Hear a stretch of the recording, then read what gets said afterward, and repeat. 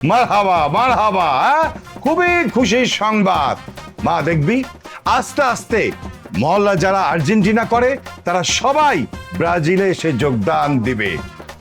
কিন্তু মা, তোর কাছে কিন্তু আমার একটা রিকোয়েস্ট আছে। রিকোয়েস্ট? আঙ্কেল বলেন না, বলেন বলেন। সবাই ব্রাজিলে যোগ দেখ, আমার কোনো সমস্যা নাই, কিন্তু কিন্তু দুইটা মানুষ ব্রাজিলে যোগ দিতে পারবে না। তারা কে জানিস? একজন হচ্ছে আমার ছেলে আজিজ আর তার মা। এই দুইজনকে আমি কোনোদিন ক্ষমা করব না। ক্ষমা করেন না, ক্ষমা করেন না আঙ্কেল, ভুলেও ক্ষমা করেন না। আর আমার না একটা রিকোয়েস্ট আছে, ছোট্ট একটা রিকোয়েস্ট। এই যে হাত জোর করে আমি কইতেছি, ওই দুইজনের সাথে আরো একজনের যোগ করুন। কে সেই? ওই যে আজিজ ভাইয়ের সাথে একটা ছেলে আছে না, তাইন হাত, হান্নান। ওই হান্নান না হলো একটা নিমক হারাম।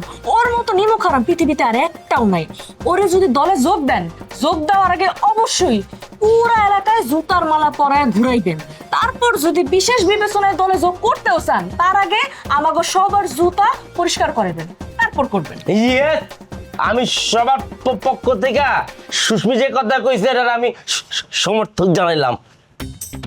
পাস পাস পাস, মানে অটো পাস। কি একটা ব্রিলিয়েন্ট আইডিয়া। হ্যাঁ, আপনি চিন্তা করেন আঙ্কেল, এই যে আপনি আর্জেন্টিনার ঘরে থেকে ব্রাজিলকে সাপোর্ট করেছেন দেখে আপনাকে খেতে দিল না, আপনার সামনে থেকে খাবার নিয়ে গেল, আপনার ছেলে আপনার সাথে বাজে ব্যবহার করে, আপনার ওয়াইফ আপনার সাথে বাজে ব্যবহার করে, আজকে আপনি আমার বাসায় খেয়েছেন। হ্যাঁ, আপনাকে লাগলে আমি বললাম তো লাঞ্চ, ডিনার, মিডনাইট স্ন্যাক্স সব করাবো, কিন্তু কোনো দিন আপনার ছেলেকে মাফ করা যাবে না। এই যে মান্নান না, কান খুলে শুনে রাখ, তার ছেলে ওই যে ম্যারাডোনা হোসেন মেসি, কাইল্লা কাইল্লা, আঙ্কেল সরি, কাইল্লা সরি, বুঝছস?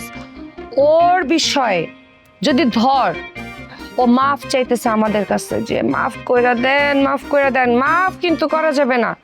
মাফ আমরা করতে পারি, কিন্তু তার আগে খেলা যতদিন চলবে, এই কয়দিন পুরা পাড়ার যত বাথরুম আছে সব আঙ্কেল রাগ করেন না। হ্যাঁ, আপনার ওয়াইফ আর আপনার ওই যে কি যেন ম্যারাডোনা হোসেন মেসি না রে, ওইটা করবে।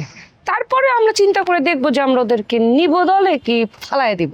সেটাই ঠিক আছে মা, সকলের পক্ষ থেকে এই প্রস্তাব আমিও সমর্থন করলাম। গুড। এই শুনমানেন না, জি। তাহলে বসে থাকা তো উচিত হবে না। প্লেগ্রাউন্ডে একটা সমাবেশ আয়োজন কর, সবগুলারে কল দে, আর প্রত্যেকটা মানুষকে জানায় দে আর্জেন্টিনার ঘর থেকে একজন বৃদ্ধ বয়স্ক, আহারে এরকম একটা বৃদ্ধ বয়স্ক লোককে খেতে দেয়া হয় নাই, তার উপরে মানবিক অত্যাচার করা হয়েছে, তার উপরে পুরুষ অত্যাচার করা হয়েছে, মানবাধিকার লঙ্ঘন হয়েছে, লঙ্ঘন। আপনি টেনশন নিয়েন না, আপনার এই পুরুষ নির্যাতন যে আপনাকে আর্জেন্টিনা আলাদা করলো, এটার জন্য আমরা সমাবেশ বসাবো। আর তুই বসে আছিস কেন? সবগুলারে ফোন দিয়ে বল ওই গ্রাউন্ডে আসতে, আজকে একটা সমাবেশ হবে। আপনার ছেলে আসলে ডরাবেন না, কক্ষনো না। শুনতে ঠিক আছে, ঠিক আছে। আর শুনো, তুমি এসো না আজকে সমাবেশে, মাত্র জয়েন করছো তো, পরে এসো। ঠিক আছে, ঠিক আছে। আঙ্কেল, তো যদি পুলিশ আসতে হয়, ওয়ালাইকুম আসসালাম, যাও। পুলিশ আসতে হলে পুলিশ আসবে, আর্মি আসতে হলে আর্মি আসবে, র্যাব আসতে হলে র্যাব আসবে, ডিজিএফআই আসবে, সব আসবে। লাগলে আমরা প্রধানমন্ত্রী, স্বরাষ্ট্রমন্ত্রী, ওই খাদ্যমন্ত্রীরে নিয়ে আসবো, লাগলে শিক্ষামন্ত্রীরে আনবো, ক্রীড়ামন্ত্রীরেও আনবো, সবাই আনবো, আপনি টেনশন নেন। আমি কোনো টেনশন নিব না, তুই থাকতে আমার কোনো টেনশনই নাই। একদম